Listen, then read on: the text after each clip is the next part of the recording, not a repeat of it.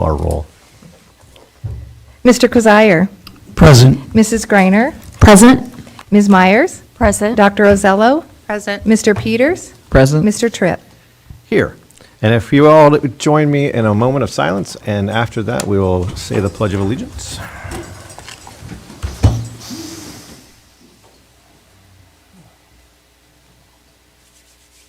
And the pledge. I pledge Allegiance to the flag of the United States of America and to the republic for which it stands, one nation, under God, indivisible, with liberty and justice for all.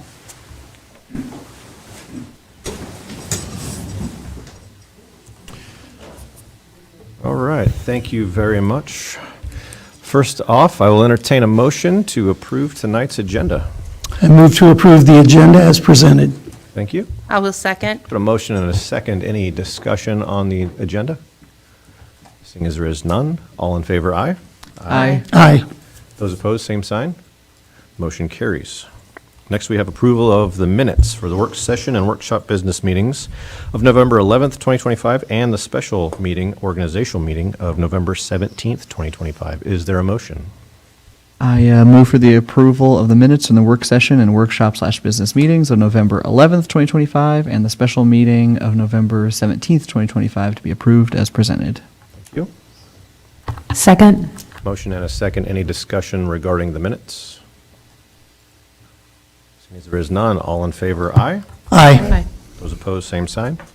Motion carries. The minutes are approved.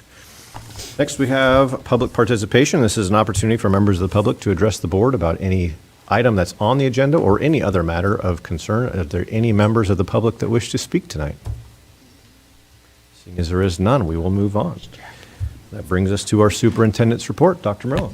Thank you, Mr. Tripp, and good evening, everyone. At this time, I'd like to ask Ms. Colmine to join us at the podium.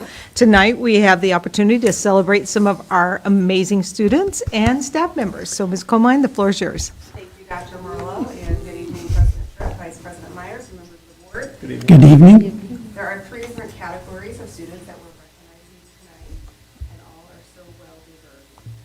We're going to start with our academic All-State 5A, which is the Iowa Volleyball Coaches Association. And so receiving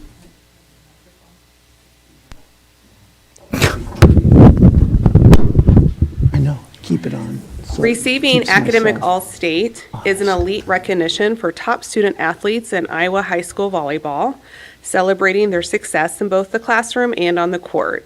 In order to be considered for this recognition, students must meet 2 or more of the following criteria: an ACT composite score of 27 or higher, a cumulative GPA of 3.85 or higher, or top 10% in their respective senior class.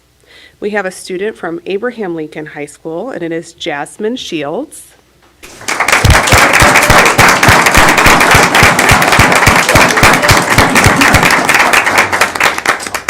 Jasmine is a 4-year letter winner in volleyball at Abraham Lincoln High School. She is also an early college academy student, a track and field letter winner, and baseball manager. She will attend Coe College next fall and play volleyball. Congratulations, Jasmine.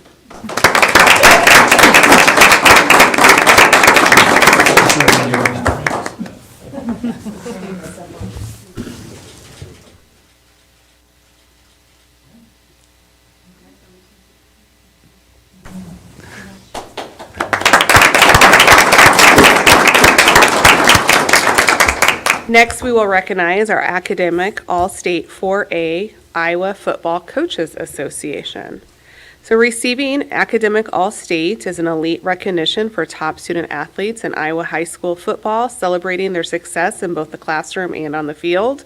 In order to be considered for this recognition, students must meet all of the 4 following criteria.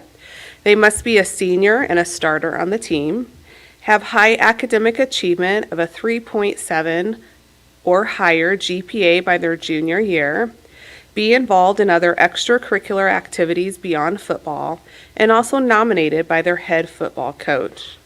We have one student from Abraham Lincoln High School here tonight, Evan Lang. So Evan, come on down.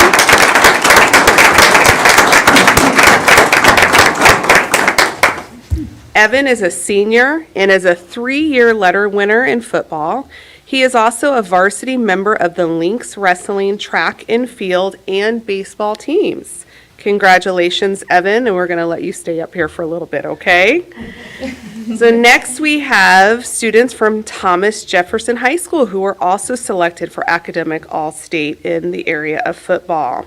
The first student is Jaden Fuji, and he's not able to be here tonight because he's playing basketball, but I do want to recognize him. He's the senior quarterback at Thomas Jefferson High School. He's also in our Early College Academy program. He earned a cumulative GPA of 3.79 and is a 4-year letter winner at TJ. He is also a varsity letter winner in basketball and is a member of the National Honor Society. But then we also have 3 students here from TJ. The first one is Mason Kramer.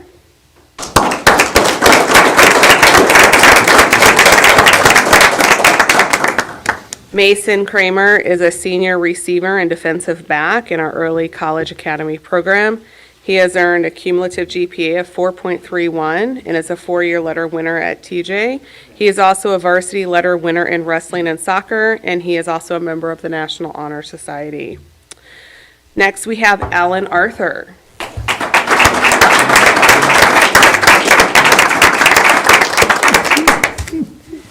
Alan is a 4-year letter winner and senior offensive lineman at TJ and has earned a cumulative GPA of 3.8. He's also in show choir and robotics and is a member of the National Honor Society. Next, we have Jace Shano. Nope. Okay, sorry.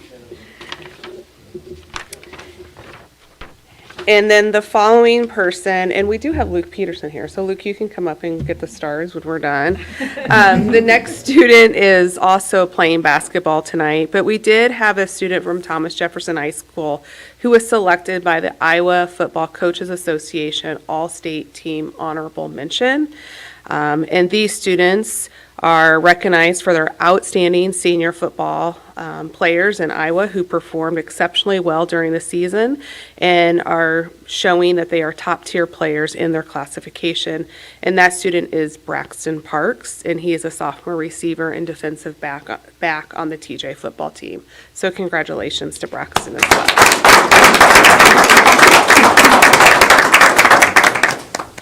Parents, you're welcome to come up and take pictures.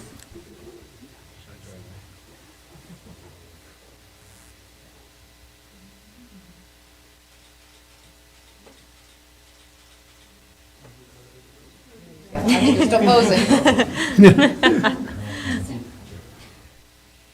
Okay, now comes Mr. Arthur.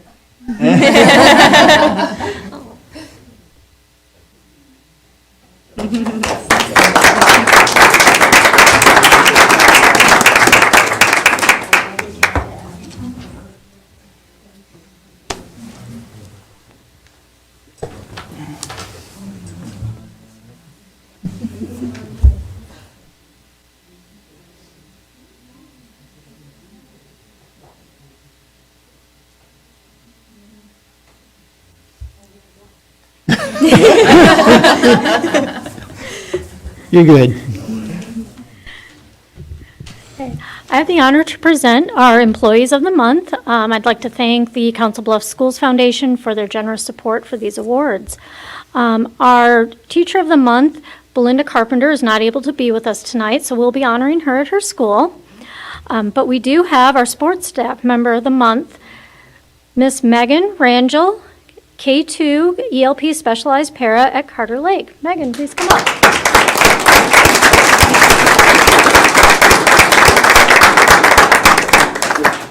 Megan is a true team player who consistently puts students first and supports her teammates with professionalism and care.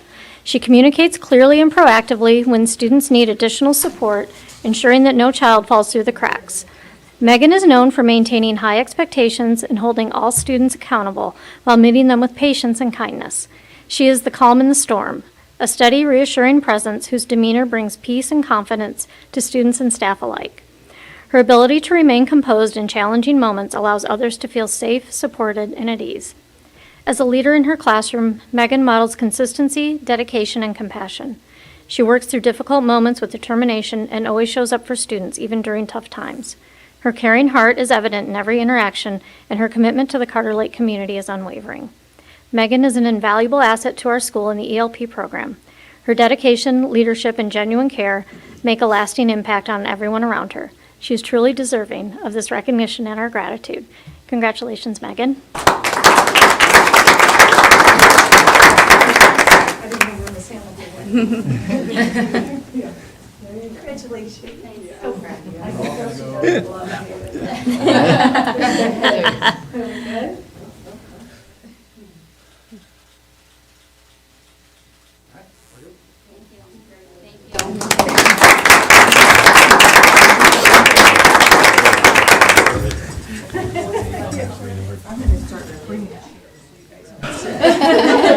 Actually, it's nice to stand. Okay with it. That was your opportunity to be in all of this. I thought about it.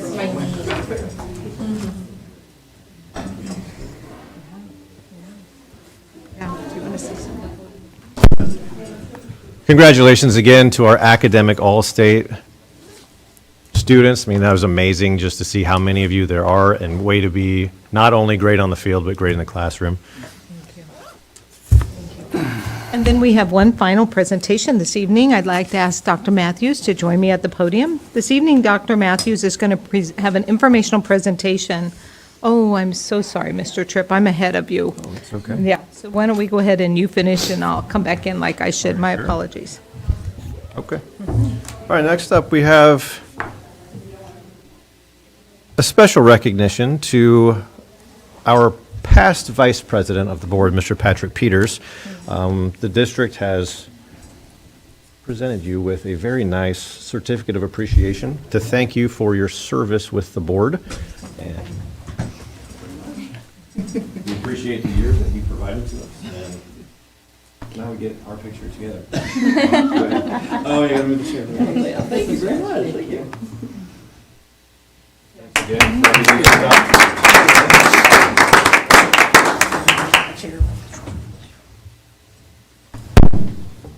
Appreciate your time and all the leadership that you provided to us, so glad to have you back on as a member for another 4 years. Thank you.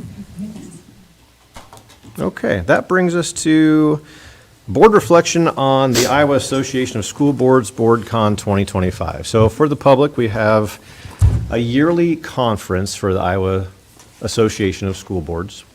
We go to Des Moines for a few days for some continuing education. There are keynote speakers that provide us updates on serious matters and issues that are going on across the state as well as across the nation. And then there's breakout sessions that are hosted usually by members of Iowa's school districts.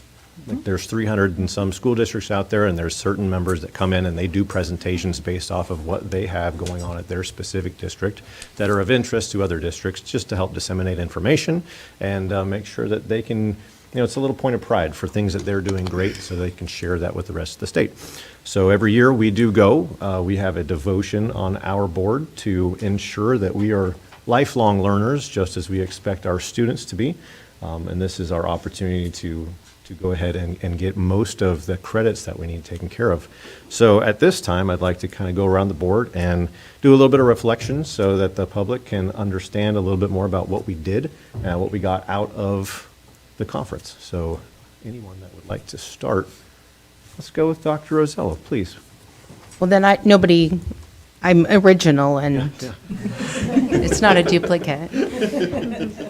So our second day, there was a keynote speaker, and I cannot remember her name, but she had a son who had struggled in school, and she had come back to the teacher and asked the teacher why. It was a teacher or the coach, I'm not, why, this particular student. And the teacher, it was their dedication to making that connection with that student. And then in the end, how well that student had done and was going on to college and playing water polo, which is very California. But just that one person made such an impact, and that they were able to see that difference in that student and how they turned that corner and were able to go forward and pursue post-secondary education. So that was very heartening that just that one person had such an impact on that one particular student's journey. Patrick, in matter of line. That's fine. I'd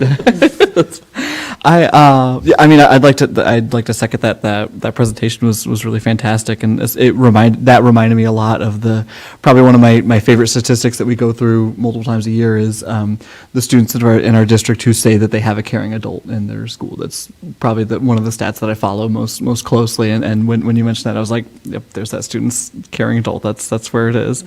For me personally, at the convention, the first day, I was at a seminar. It was about, I had to open my notes for the title of it because it's a little long, but Disagreeing Better, the Art and Science of Constructive Disagreement.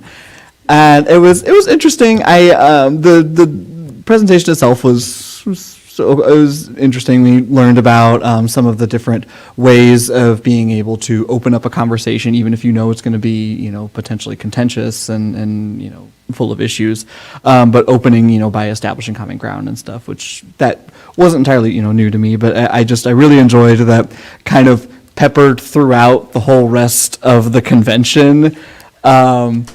All of us, almost all of us as board members, I think, had at some point conversations around that exact presentation and finding the hot button issues and sometimes the warm button issues where we mostly all agreed with, but still finding that those sorts of things to have those conversations, I thought was interesting, and that's one of the things that doesn't really get talked about a whole lot with the convention. Is the seminar topics are always interesting, the presentations are always great, but like just the chance to get to be able to get together as board members and converse and actually learn together, I think is really appreciated, and so that's kind of my takeaway. Ms. Greiner, if you would. Okay, yeah. This year, I thought all the sessions were really interesting, and I'm most excited that I was able to attend some sessions that allowed for some personal growth, and then also gave the opportunity to bring some things back to the board table. Mr. Kozier and I took Finance 301, and we learned about fiscal facts and statewide trends. There were a few policies that I'm looking forward to discussing at a work session meeting. We talked about some fiscal management policy to review goals and financial solvency target policies. And then Mr. Tripp and I attended the session, A Board Member's Guide to Understanding Monthly Financial Reports.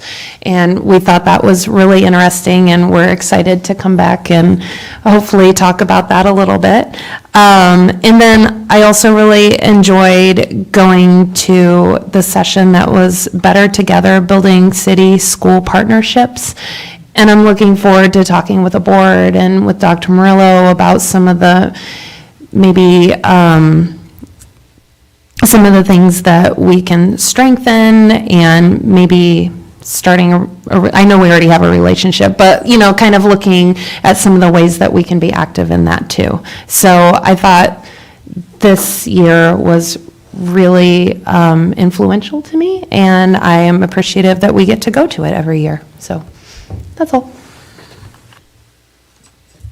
Well, since nobody else has brought it up, we were recognized as a board for 2 years in a row now as meeting our continuing education requirements. So that was very humbling to know that we took it upon ourselves and collectively to get educated on what it means to be a good board member. Also, we were the only board that followed the theme board con, so it was I was dumbfounded. I really was. I thought that would be. I thought more boards would step up to the challenge to come as their favorite board, but. So I guess we're again the leading edge in the state. It's always a great opportunity to bring in the keynote speakers because they see a grander picture of what's happening in the United States as far as education and then being able to condense it down to what's happening in Iowa. So I find that very important to be able to see how what's happening in the nation is also affecting us. The Finance 301, very important. And we will have some things to talk about, hopefully to be more responsive to our fiscal responsibilities. So it was great.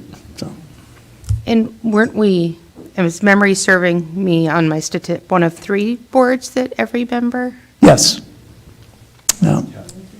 There were 3 boards in the Out state. of and we- 324 school boards in the state, we were in the top 3. So there you go.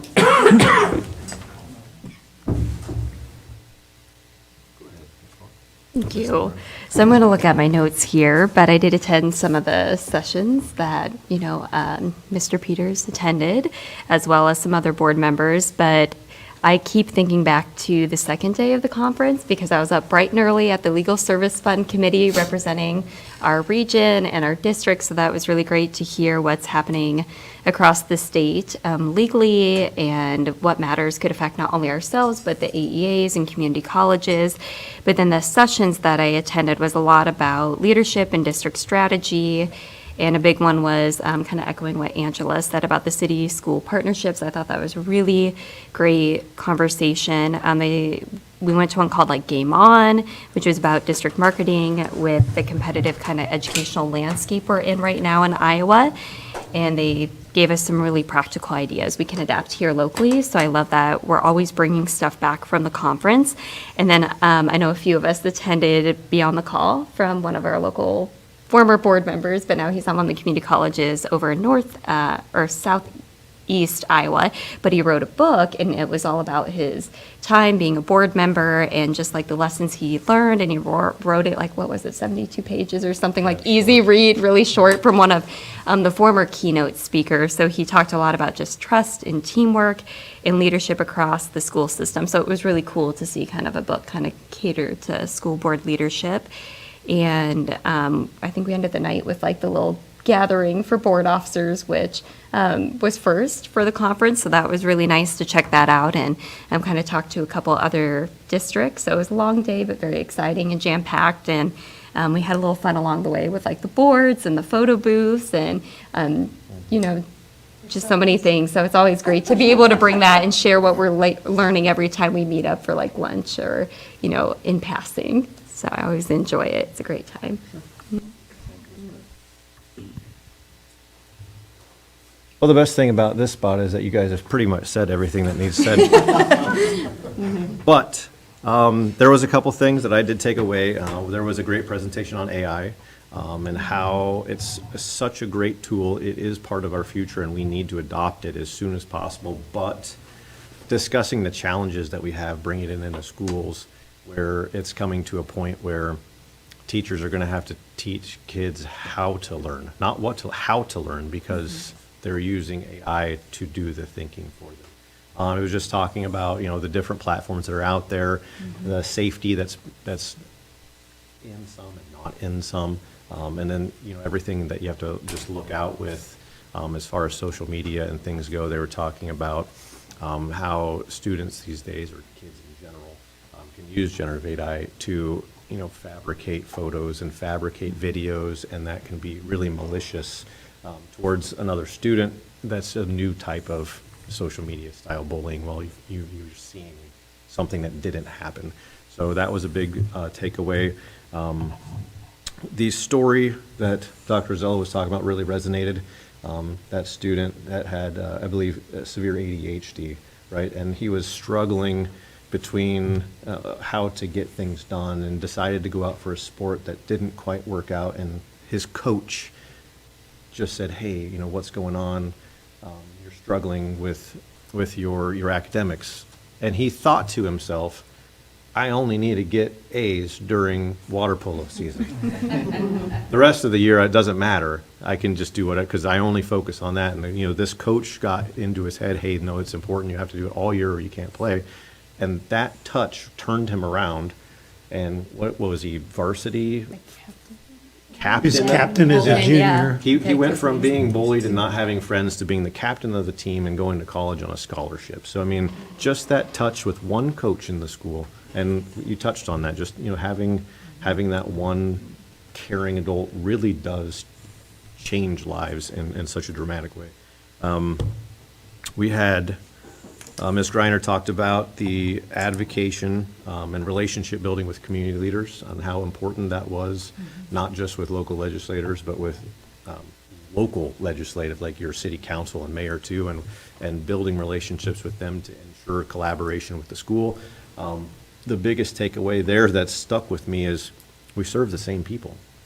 We serve the children of the people the city serves. So we're all doing the same thing and going the same direction, so we really need to be collaborative to make sure we're part of the solution together. We had a great discussion on open meetings law. New legislation came through last year requiring all new board members to go through a specific open meetings law training. We all are not new board members, but we went through it anyways, and it was very eye-opening on things that are being done or not being done or need to be done. It was a great training to walk through. A lot of things taken away from that. And last but not least, I just want to touch again on, out of 324 districts, we were one of 3 that had every single member of our board get individual recognition as well as a full board recognition. To get this plaque and this recognition, you only have to have a majority of the board pass or get as many credits. We had every single member because we are dedicated to lifelong learning, just as we expect our students and staff. Also, on top of that, superintendent also got her second year in a row for credits as well. So just solidifying that we care about learning just as much as we care about our students learning. So just wanted to push that a little bit further. And that's all I have. Did you all So, get your Dr. Merle, anything certificate? that you wanted to add? No, I echo, I'm really interested in us learning and working around the city council and building that relationship and having those maybe quarterly meetings. I'd love to explore more. And West Des Moines and Iowa City had a great presentation, so it was really great to see the UEN district stepping up and presenting.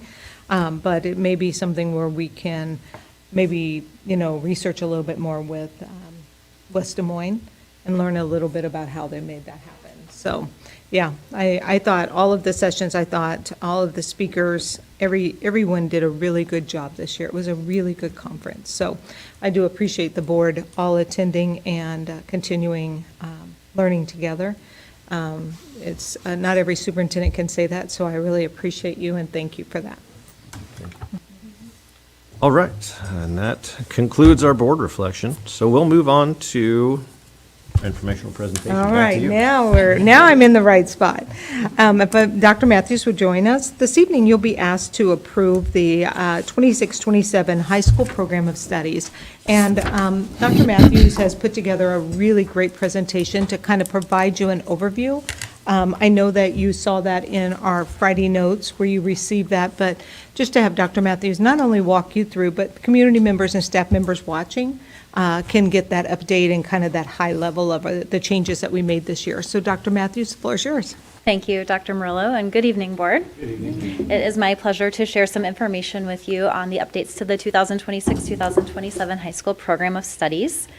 Beginning just with the purpose and overview of the program of studies, it is really a comprehensive guide that describes our academic offerings, the graduation requirements for our students, the various pathways available to them, and then also the planning resources needed to guide them through the process of deciding where they want to go in their four-year journey.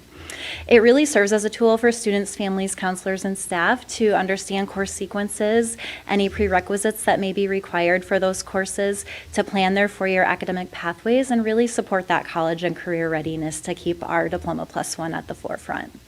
It ensures clarity, consistency, and alignment across our high school programs, and really does still also reflect that compliance with state and federal requirements. So you'll hear some updates related to that tonight. And finally, it just communicates the district's commitment to providing rigorous, relevant learning opportunities aligned to our Diploma Plus One vision.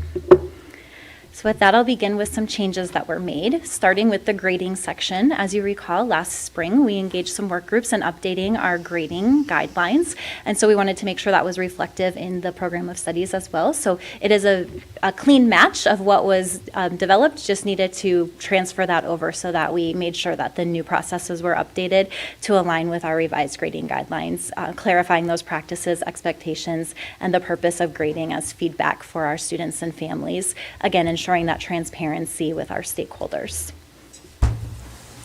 Next, we did make an update to the graduation requirements section, not to policy for graduation requirements, but you may recall this past legislative session, Senate File 369 was passed, and that Senate file requires all students to pass a multiple choice civics exam as a condition of graduation, beginning with this year's junior class, so the graduating class of 2027. You likely saw the note that we are participating in that pilot, giving our juniors a head start to meet that graduation requirement this month yet, but putting a statement in the program of studies about this requirement, make sure that all of our students coming into high school, as well as those are already in and being affected by this change, will understand this change, and it will prepare them for full implementation of this requirement.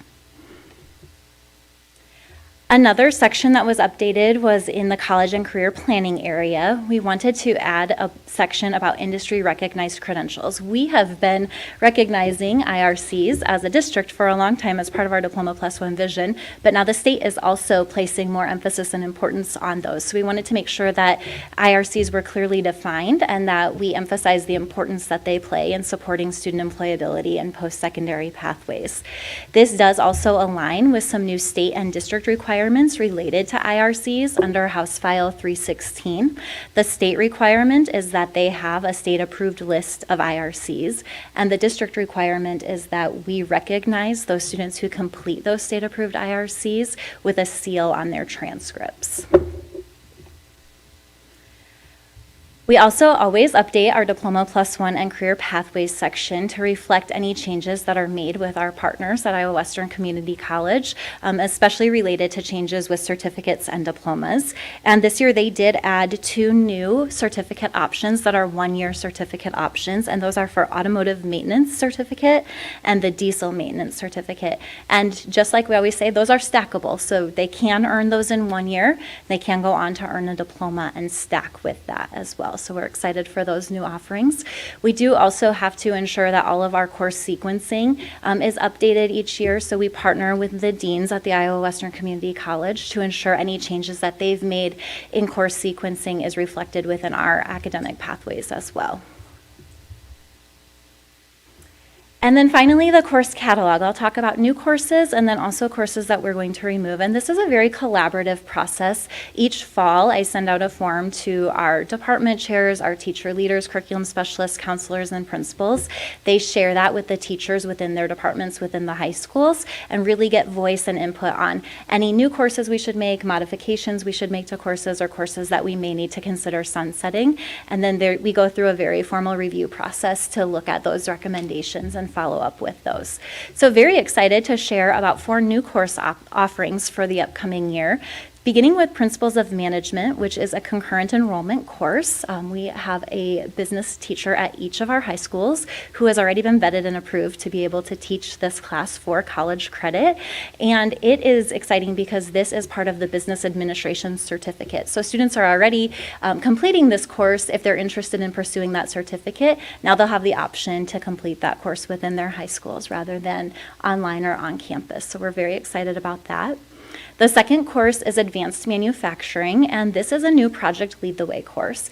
In fact, it is so new that it has not been fully released, but we wanted to make sure that it was included in our course catalog so that it can be on our course request forms and we can gauge interest from students as we learn more about the course, because this is something we're excited to pursue in the future. I know our master PLTW teacher has gotten to preview some of the content at some recent training, and we're very excited about the possibility there, so we wanted to get ahead of that and get it in our catalog.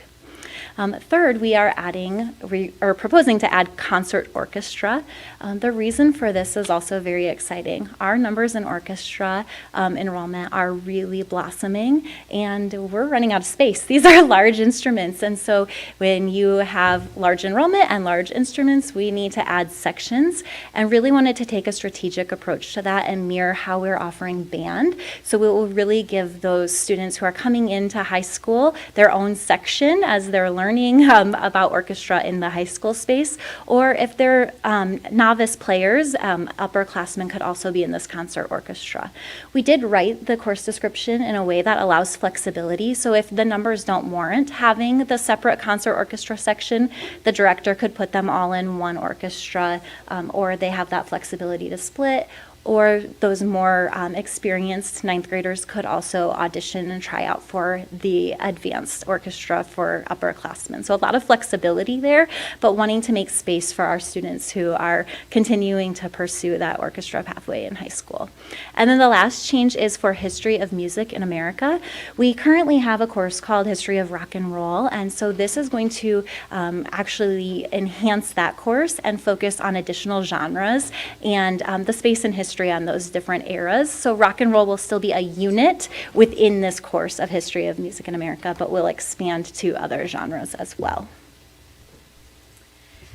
I also have a list of course removals, and you are probably noticing right away that the list of removals is longer than the list of new courses, and the reason for that is that has not been the case in recent history. Last year we added 6 courses and only removed 1, and that's been more of the trend, so it was really time to take a deep dive and look at being efficient with the courses, really looking at course requests and enrollments, and we know we have an extensive catalog. Not every course is taught every year just because it's in our catalog. So we have to look at what is aligned to pathways, what are students interested in, what are they requesting, and what is it time to maybe sunset based on a variety of reasons. So I'll talk through the rationale of some of these courses and why we are recommending removing them.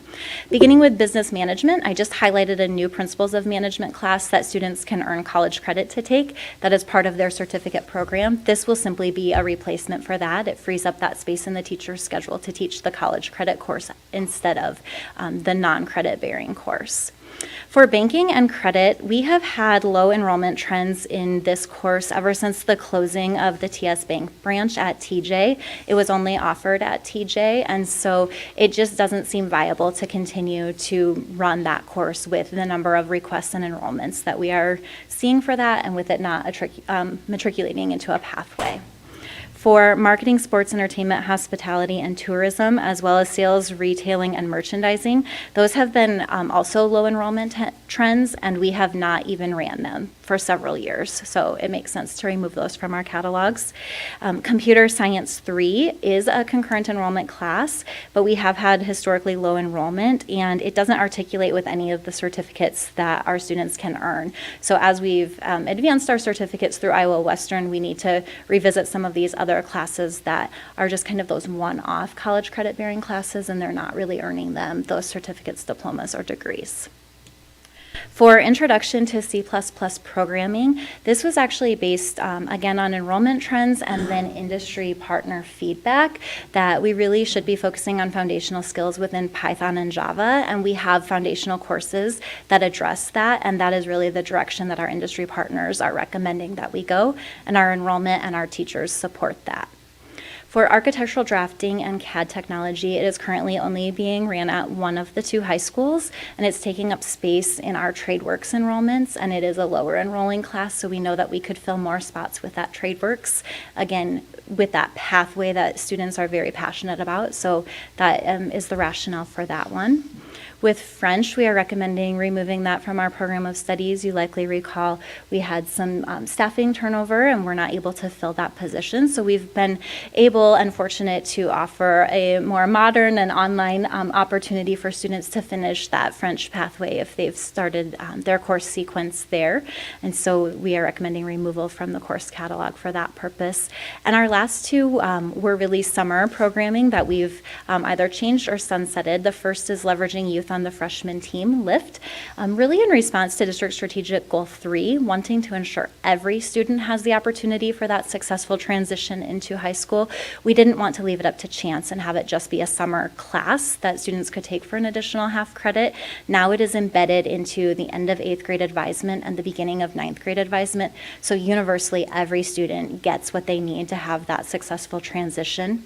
And then Soar into High School Academy was a program we ran for 2 summers at Thomas Jefferson, and it was also a professional learning opportunity for teachers. So that is something that we have not been running recently. So that's the rationale for those course removals. In conclusion, these updates to the 2026-2027 Program of Studies really do demonstrate our commitment to providing rigorous, relevant, student-centered learning opportunities, maintaining compliance with state requirements, and strengthening our pathways that prepare students for college, career, and life. With that, I'd be happy to answer any questions you may have.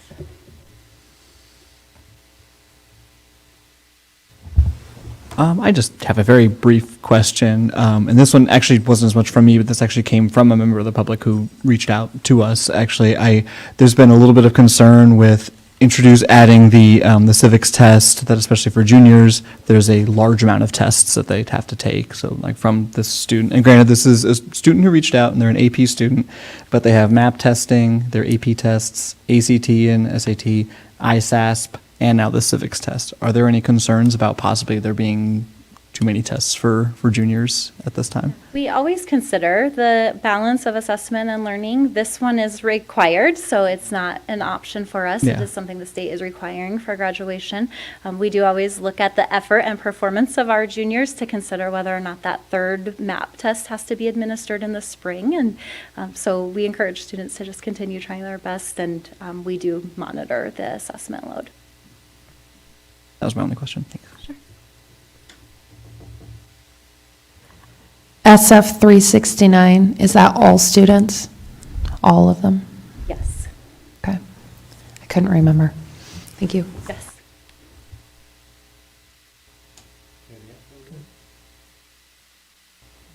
Thank you. All righty. And with that, brings us to our business section of the meeting tonight. We have resolutions to go through. First resolution of the evening is the Abraham Lincoln High School main gym and stairwell painting. Is there a motion? I move that the board approve the contract with a Cut Above Painting to paint the ALHS main gym and stairwell in the amount of $34,500. Thank you. I will second. A motion and a second. Any discussion from the board? Is this is the painting to match after the floor updates, correct? Okay, yeah. Yes, if you've been there, the white is about this color of brown. So It's in desperate need, It's yes. just in desperate need of a facelift, so. And I do appreciate the winter sports teams moving their winter practice around for us so we can get this done. And it's the same company that did TJ, and TJ looks very snazzy. Fantastic. All Snazzy. right, so most of this, actually, all of this is set to begin over break. Break, It should yeah. be in when we're out and out when we're in. Fantastic. Okay. All right, anything else from the board? Mrs. Straussky, please call our roll. Ms. Myers? Yes. Mr. Tripp? Yes. Mr. Kozire? Yes. Mrs. Greiner? Yes. Mr. Peters? Yes. Dr. Rosello? Yes. And the motion carries.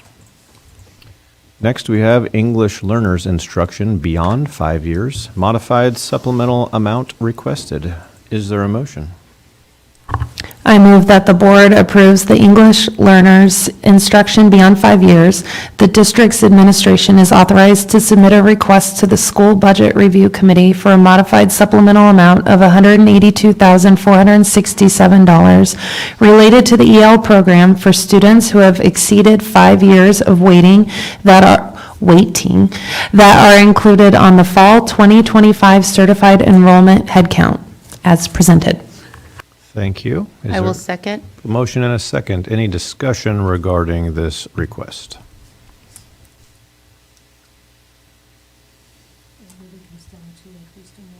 Yep. For our community, it really comes down to increased enrollment, and it's an allowable ask of the SBRC.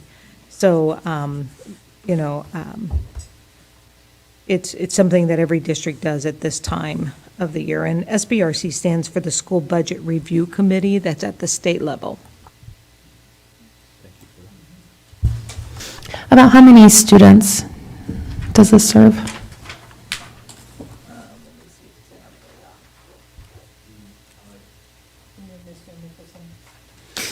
Yeah, I'll have him join us at the podium. It looks like 145? Is that what you see, 145.9? No, that's the open enrolled out. The EL students is 96 that are in an intermediate waiting, and another 10 students at intensive waiting. Okay. Oh, okay, on the backside, Yeah, your board doc. Yeah, so it'd be 106. so, yeah. Yeah. 106 students that are Yes. exceeding the 5 years that are allowed for? Okay. And remind me, this is state funding will allow up to 5 years, and then after that? Correct. Correct. Thank you. Mr. Vitale. Appreciate it. Mrs. Straussky, please call our roll. Ms. Myers? Yes. Mr. Peters? Yes. Mr. Tripp? Yes. Mr. Kozire? Yes. Dr. Ozello? Yes. Mrs. Greiner? Yes. And the motion carries. Next up, we have open enrollment out, not on prior year's head count, modified supplemental amount request. Is there a motion? I move that the board approves open enrollment out not on prior year's headcount. The district's administration is authorized to submit a request to the School Budget Review Committee for a modified supplement amount of $1,245,293 for open enrolled out students who are not included in the district's previous year certified enrollment count. Thank you. Second. Motion and a second. Any discussion regarding this request?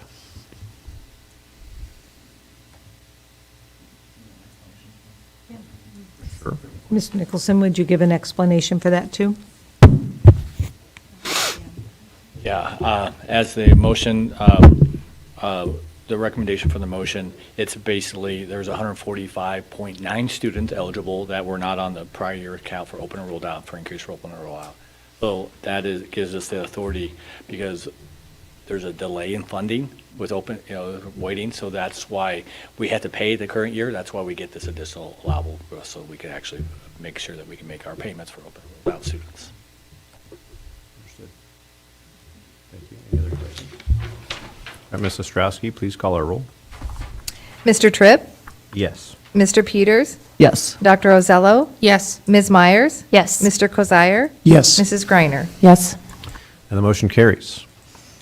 Next, we have appointment to Pottawatomie County Assessors Conference Board. Is there a motion? I move that the board appoint Angela Greiner to serve on the Assessors Conference Board for a one-year term for the 25-26 year. Thank you. Second. Motion and a second. Any discussion from the board? Just a quick thank you to Teresa Hardiman, who served as the district representative last school year. Thank you, Mr. Peters. Yes, thank you to Ms. Hardiman for that. Nothing further? I presume I should ask if you are willing to I am willing. Okay. I'm honored. Thank you. have a willing volunteer and a motion and second. No further discussion. Mrs. Straussky, please call the roll. Dr. Ozello? Yes. Mr. Peters? Yes. Mr. Tripp? Yes. Mrs. Griner? Yes. Mr. Kozire? Yes. Ms. Myers? Yes. The motion carries. Congratulations, Ms. Greiner. You now have more things to do. Next, we have travel expense reimbursement administrative regulation update. Is there a motion? I move to approve the recommended changes to the travel expense reimbursement administrative regulation as presented. Thank you. Second. A motion and a second. Do you want to give us a heads up on what the change was, Dr. Murillo? Yeah, really, it was Ms. Foster may want to join me at the podium, but it was about us looking at how are we in compliance with what, what should be. And so we wanted to make sure our reimbursements, so the main area that we're changing on this one is just under meals, and that the meals cost will be reimbursed at the lesser of $75 per day. And I believe that is the only area we changed in this policy. Yes. And what we are working on with the travel is to get the handbook and the policies that will have to be updated first before we could bring the handbook to you in January. And Ms. Foster is working with the Labor Management Task Force also. They'll be aware of all the changes. Yes. We just wanted to clarify travel and reimbursements. We were using a travel agency, and they were charging a lot more money. It's, more cost efficient for people to book their own travel. So when we made those changes and looked at what was in the policy versus how the handbook had kind of developed and morphed over time, we needed to make sure that everything was going to match up. And we also want to make sure that people, if they're traveling to some place that's expensive, that they're able to actually, pay for meals and, not have to pack a protein bar to get through, so. Costs are rising, so should the expense. Any other questions for Ms. Foster? I kind of took a look at what some of the other UAN districts were doing, and I noticed that Iowa City bases their rates to the GSA per diem rates for the current fiscal year in the area. So if, we had somebody traveling to a much more expensive location, then that rate would increase, whereas if they were traveling to somewhere less expensive, I didn't know if anybody had ever looked at that. We did discuss that, and because that changes consistently, trying to have a policy and a handbook that has the amounts in it, we would have to be updating it continually. So people know what they can count on, they know what their costs are. If someone is going somewhere and it's going to be significantly more expensive, we could then discuss that and figure out, how we could change that. We haven't seen abuse of the travel policy or people, spending wildly on things. But we do want to make sure that people, as they're making those plans, that they know how much they have available and how much can be reimbursed. Thank you. Ms. Greiner, also, that's a wonderful question that we looked at where our teachers were traveling, and we didn't have a high volume going to Upper East Coast or West Coast. And so that kind of allowed us to kind of get into a sweet spot with it. And right now, with us coming away from the travel agent and our principals taking ownership of this with David's department too, that it's going to allow us to kind of get some structure in place and some stability, and then we could revisit again. But I think really mapping out into the data of where our teachers are traveling really helped us kind of come to this position. Yeah, because Iowa City's policy just had a link to the website, and so that would, put some extra effort on whoever's traveling to have to look that up and then figure out what they had to pay. And so that rate does seem to be in line with other districts, so I totally get that. Thank you. Right, and this does say actual cost or 75, not maximum, so it's not a hard set number. If there is a need to exceed that, I'm sure an explanation needs to be provided along with receipt. Yes. Yep. Yeah, you always need to provide the receipts. Okay, any further questions? Thank you, Ms. Foster. Appreciate it. Mrs. Strasky, please call our roll. Dr. Ozello? Yes. Ms. Myers? Yes. Mrs. Griner? Yes. Mr. Tripp? Yes. Mr. Kozire? Yes. Mr. Peters? Yes. The motion carries. Next up, we have a special education contract behavioral consultant. Is there a motion? I move that the board approves the contract with Dr. Kay Otten and the Council Bluffs Community School District. Thank you. Second? Motion and a second. Any discussion regarding this resolution? I thought it might be nice to have Dr. Matthews kind of give the board an overview as to why, and so I'm inviting her up. Thank you. We had a vacancy in our behavior consultant role serving Bloomer Elementary and creatively problem solved how to try to piece together some coverage there when we were unable to fill that position initially. And then had an opportunity to hire Kay Otten to serve in this capacity, which will really just provide some additional necessary support. They do have one of our specialized programs for behavior support. And so her lens and perspective and expertise as a consultant will really help that program and that school with some of those needs and alleviate some of the stress from pulling staff from other places to support. And to confirm, this isn't an addition, this is a backfill of a vacant position? Correct. We've gone the first almost half of the year without this position where it was a vacancy. This is a high need area. Correct. Any questions from the board? Thank you, Dr. Matthews. Mrs. Straussky, please call our roll. Mr. Peters? Yes. Mr. Kozire? Yes. Ms. Myers? Yes. Mr. Tripp? Yes. Mrs. Griner? Yes. Dr. Rosello? Yes. And the motion carries. Our final resolution for this evening is approval of contract for Qualtrics survey software. I couldn't see if that was another I or an L. Qualtrics survey software and CESA installation and training. Is there a motion? I move that the board approves the contract for Qualtrics survey software and CESA installation and training as presented. Thank you. I will second. Thank you. A motion and a second. Yes, I've asked Ms. Foster to join me. Ms. Foster's done a lot of research, and I really appreciate the work her and her team has put into this, really trying to find the best fit for us. So I'm going to let her explain a little bit about the why and then about the company. Okay, so for the why, we need to be able to get information about our staff as a whole, both from an HR perspective, but also from a building leadership perspective of how are things going. The Qualtrics system, they have a specific dashboard and a whole segment that's solely focused on K-12 public education.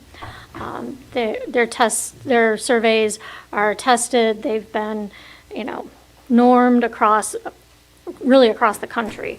And we're initially looking at doing both the life cycle, which means as we hire people, doing surveys at 30, 60, and 90 days to see how things are going. How is our onboarding? How is our orientation? Are they feeling comfortable in their building? What more can we do to support them as they transition and become part of Council Bluffs schools? So being able to design specific supports for people as they're onboarding to make sure they have a good experience and they stay with us, because it's cheaper to keep them than to continue having to hire and replace. Then we would also use it for exit surveys and things at the end of the year to determine, how did things go? What can we improve on for the following year? So that's the life cycle portion. The other is the engage portion, and I think that's going to be more useful for our principals. They can survey at the building level, we can survey at the district level, we can survey groups of buildings. And they have both already canned surveys that have already been designed and tested and used in other districts, or if there's something specific we want to look for, they will help us design it. So the cost of installation also includes training and helping us develop and have that kind of stable of surveys ready to go that we can use and adjust as we need to. I can say I've used Qualtrics in my daytime job, and it's very user-friendly. It's very lovely to navigate, so. Yep, I used it at a previous institution as well, and it's Wonderful. really a valuable tool to have.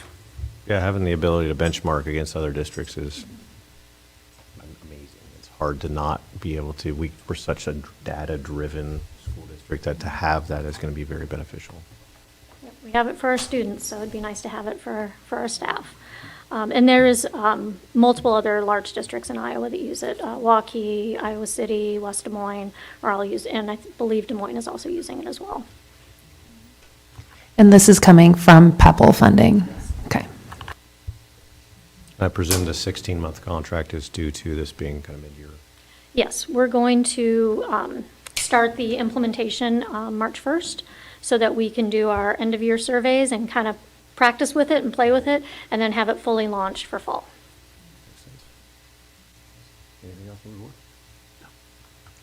Thank you again, Ms. Foster. Great.